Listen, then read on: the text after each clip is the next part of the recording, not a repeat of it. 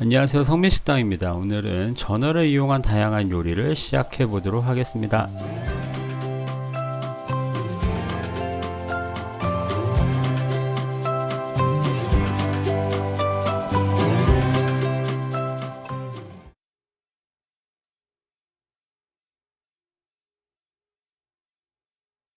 자, 이제 사온 전어를 손질을 해볼 건데요. 가정에서 생선을 손질하시는 분들의 많은 고충 중에 하나가 비늘이 여기저기 튀는 겁니다. 그래서 비늘을 여기저기 튀지 않게 손질하는 방법을 알려드리려고 하는데요.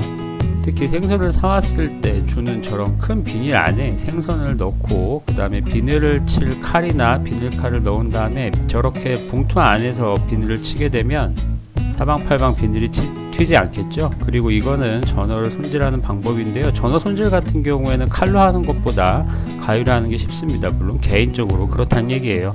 물론 저는 많이 익숙해졌지만 생선 손질할 때 가장 큰 고충은 저렇게 저를 똑바로 쳐다보고 있는 생선의 눈인 것 같아요. 내가 네 목을 자르고 있는데 네가 나를 쳐다보면 내가 기분이 조금 안 좋잖아. 그런데 애석하게도 전어 친구들을 비롯한 다른 생선들은 눈꺼풀이 없기 때문에 저렇게 죽어가는 과정에서도 저를 똑바로 쳐다본다는 말이죠.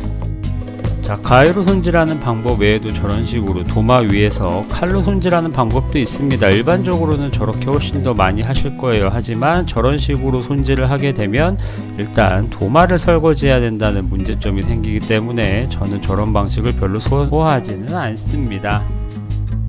자, 이렇게 머리와 내장, 지느러미, 비늘을 제거한 생선은 다시 겉에 있는 물기와 뱃속 안에 있는 물기를 깨끗하게 키친타올로 제거를 해주셔야 돼요. 특히 척추 안쪽에 있는 저 검은 핏대를 제거를 해주시지 않으면 생선이 쉽게 상하고 비린내가 날 수가 있습니다. 기본적으로 생식을 하는 재료는 항상 위생에 신경을 써야 된다고 생각해요. 전날 사온 전어가 30마리가 넘기 때문에 이제 30번 넘게 해주셔야 된다는 거죠. 이 정도 양이면 키로수는 2kg가 조금 넘고요. 33마리 정도 됩니다. 이날 가격은 키로에 6,000원이었고요. 12,000원으로 1박 2일 정도는 충분히 전어 요리를 드실 수 있는 양이에요.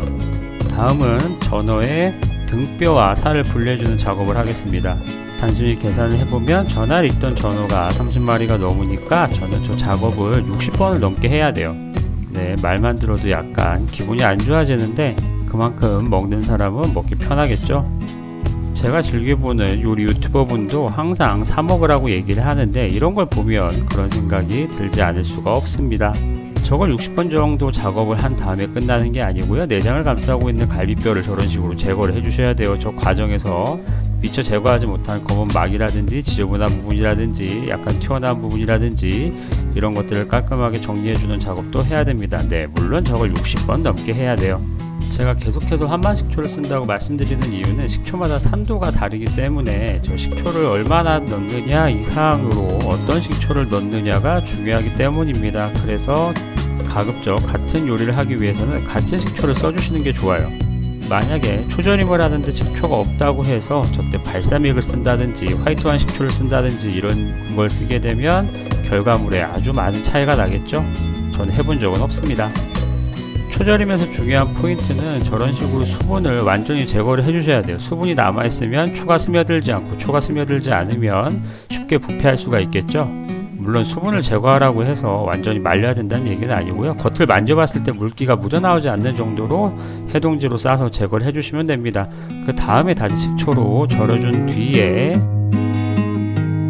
수분처럼 식초 역시 충분히 제거를 해주셔야 되는데 그렇지 않으면 식초에 의해서 생선이 점점 계속 익어가는 현상이 발생하게 됩니다. 과속성이라고 하죠. 자, 이번에는 물에 양념을 만들어 볼 건데요. 여름에 물회를 좋아하시는 분들은 저 비율로 물회 육수를 충분히 만들어 두신 다음에 꼭 회가 아니어도 그냥 여러가지 야채나 소면을 말아 드시면 시원하게 드실 수 있어요. 제가 만드는 물회의 가장 큰 특징은 저 오렌지맛 환타를 넣는다는 건데요. 이상하게 느껴질 수도 있겠지만 막상 한번 넣어보시면 저게 들어가고 안 들어가고가 생각보다 많은 맛의 차이를 준다는 걸 아실 수 있어요. 생으로 씹어먹는 야채 같은 경우에는 기본적으로 얇게 썰어줘야 먹는 사람이 부담을 느끼지 않아요. 특히 당근이라든지 그 다음에 비교적 단단한 오이의 껍질 같은 경우는 얇게 썰어주지 않으면 입에서 자꾸 걸리고 씹는데 많은 힘이 들어가기 때문에 결과적으로 먹는 사람이 이걸 맛있다고 느끼기 어렵게 된다는 거죠. 물론 오이도 돌려깎지 않고 필러로 깎은 다음에 채를 썰면 훨씬 더 얇게 썰을 수 있어요. 저렇게 썰어둔 야채는 스댕 바트에 보관을 하시게 되면 다음날까지도 신선하게 보관을 할 수 있으니까 미리 넉넉하게 한 번에 썰어 두시는 것도 일을 덜 수 있는 방법입니다. 저 같은 경우는 회무침에 들어갈 야채도 함께 썰고 있는데요. 회무침 같은 경우에는 다음날 아침 먹었는데 야채의 상태는 전혀 변하지 않았어요. 아침에 시장을 다녀온 다음에 점심부터 본격적으로 먹을 준비를 했는데, 점심 같은 경우에는 저렇게 회를 4종류 준비를 했고 그 다음에 물회를 먹었어요. 그랬더니 배가 불러서 더 이상 먹을 수 없겠더라고요. 결과적으로 마지막 메뉴까지 점심, 저녁, 다음날 아침까지 먹었으니까 무려 3끼를 먹은 셈이죠. 제가 영상에 따로 담지는 못했지만 해산물은 종류에 따라서 어울리는 소스가 따로 있는데, 전어 같은 경우에는 저는 쌈장에 다진 마늘과 청양고추, 참기름을 추가해서 먹는 게 가장 맛있다고 생각을 합니다. 회는 항상 와사비에 간장으로만 먹어야 한다는 거는 조금 반대예요.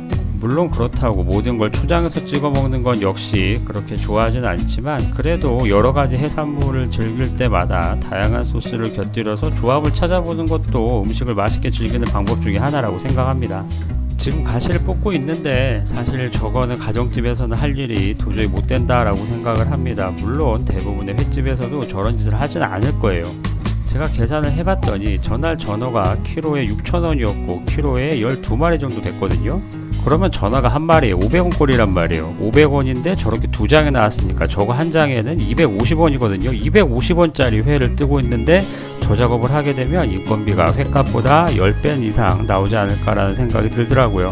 물론 저는 제가 먹을 거고 가족이 먹을 거기 때문에 정성을 다하고 있습니다만, 고생스럽기는 지난 시간에 했던 통닭발굴과 비슷한 것 같습니다.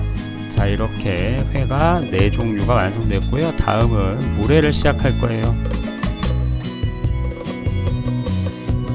아마 일반적으로는 앞에서 했던 작업들 말고 저렇게 포뜬 생선을 채 썰기만 해도요, 절대로 가시가 입에 걸리지 않을 거라고 생각을 합니다. 그러니까 앞에서 보신 것들은 그냥 저런 방법도 있구나 정도로만 알아주시면 좋을 것 같아요. 자막에는 빠졌지만 저는 채 썬 깻잎도 마지막에 위에 올려줬어요. 물의 육수는 살얼음이 얼 때까지 얼려서 드시면 더 맛있다는 거 아시죠? 차게 먹는 육수는 기본적으로 간을 맵고 짜고 시고 달게 해야 맛있습니다. 자, 이제 저녁인데요. 저녁에는 일식 분위기를 내기 위해서 칼도 회칼로 바꾸고요. 자, 재료를 준비하고 있습니다. 지금 하고 있는 메뉴들 같은 경우에는 기본적으로 전어가 아니라 앞에서 말씀드렸던 초절임이 가능한 청어라든지 고등어라든지 같은 생선으로도 얼마든지 하실 수 있어요. 좀 고급스러운 초밥집에서 많이 나오는 메뉴들인데요. 직접 해보면 그렇게 어렵지는 않아요. 생선을 준비하고 처리하는 과정이 손이 많이 갈 뿐이죠. 그래도 가정집에서 고급스러운 일식집이나 초밥집에 나오는 메뉴를 해먹을 수 있다는 것 자체가 요리하는 즐거움 중에 하나라고 생각을 합니다. 지금 하고 있는 전어 봉초밥 같은 경우에는 저처럼 긴발로 하지 마시고 랩을 깔아준 다음에 말아서 랩을 싸서 고정을 충분히 좀 해 주셔야 나중에 풀리지가 않아요. 저도 긴발로만 했더니 나중에 풀려서 고생을 좀 했거든요. 자, 그리고 일식 메뉴를 한다고 했으니까 일식이라면 빼놓을 수 없는 게 초밥이 되겠죠. 그래서 식감을 위해서 가급적 가시를 조금 더 제거를 해 준 다음에 초밥을 쥐어 줬습니다. 초밥 같은 경우는 총 4알인데요. 2개는 초절임, 2개는 초절임 하지 않은 거, 그리고 2개는 칼집을 다르게 낸 거, 이렇게 준비를 했어요. 자, 이제 어떤 메뉴가 나왔는지 한번 처음부터 끝까지 보시겠습니다.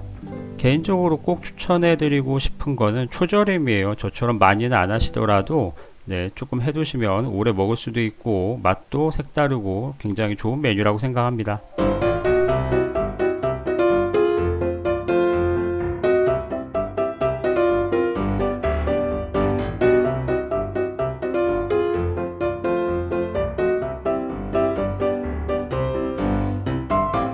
이제 와서 이런 말씀을 드리게 될 약간 민망하지만 오늘 요리 같은 경우에는 손질만 하면 나머지는 그렇게 어렵지 않으니까 제철 전어 사서 집에서 맛있게 가족과 함께 드셔보시면 좋을 것 같습니다. 오늘의 성민식당이었고요. 다음에도 더 좋은 정보로 찾아뵙도록 하겠습니다.